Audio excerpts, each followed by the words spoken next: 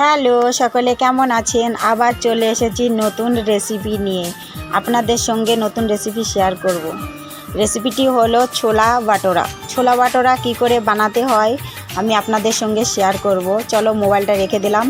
এই দেখো থালে আমি 1 কেজি আটা নিয়ে নিয়েছি, সাদা আটা যাকে বলা হয় ময়দা। তো 1 কেজি ময়দা নিয়ে নিয়েছি। এবার আমি এতে দেব বেকিং সোডা, মানে একটু খোয়া সোডা ঢেলে দেবো। একটু খোয়া সোডা দিলে কি হয়, আটাটা নরম হয় এবং ভাটোরাটা একদম সফট বানে। যেহেতু ওই জন্য আমার চামচটা ছোট, যেহেতু আমি এক চামচ বেকিং সোডা দিলেই হবে, খোয়া সোডাটা। তো যেহেতু আমার 1 কেজি আটা, তাই আমি কতটুকু দিলাম দেখতেই পেলে। এবার এতে দেবো আমি একটু নুন, পরিমাণ মতো একটু নুন দিয়ে দেবে। নুনটা ঢেলে দিচ্ছি, আর একটু দেবো, বাস। এবার দেবো চিনি।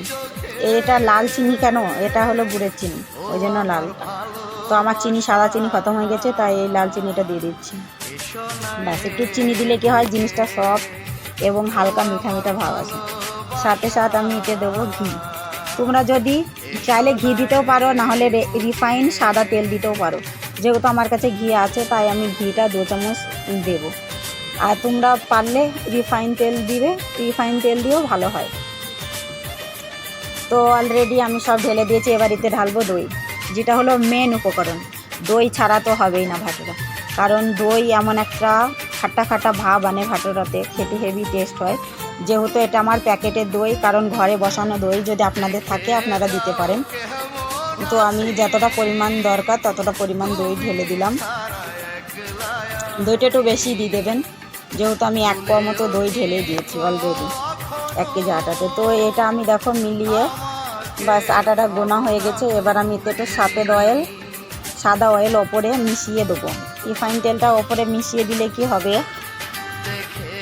জিনিসটা মানে একটু সফট আর একদম গায়ে নেগে যাবে না। কত সুন্দর দেখো থালে লাগছে না, রিফাইন তেলটা এই জন্যই দেওয়া। তো এটাকে আমি ভালো করে মাখিয়ে নিয়েছি। এবার অলরেডি এটাকে আমি ঢেকে রাখবো, আধা ঘন্টা ঢেকে রাখবো, কারণ আধা ঘন্টা ঢেকে রাখতেই হবে। আমি যে উপকরণগুলো ওতে ঢেলেছি সেগুলো আটার সাথে মিশে যাবে। তো অলরেডি আমি ঢেকে দিলাম। আধা ঘন্টা পর আমি ভাটোরাটা শেয়ার করব। তো চলো, অলরেডি আমার আধা ঘন্টা হয়ে গেছে। আমি আধা ঘন্টা রেখে দিয়েছিলাম।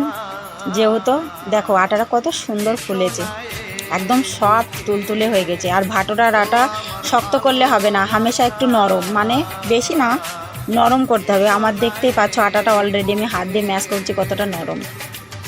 তো চলো আমি একটু রুই করে নিই ভাটোরাটা বানানোর জন্য। দেখো কত পরিমাণ নিচ্ছে, একটা রুটির মতো, মানে রুটি বেলতে যতখানা লাগে, একটা ছোট রুটি বেলতে ততখানা নিয়েছি। একটু তেল লাগিয়ে এটা বেলে নেব।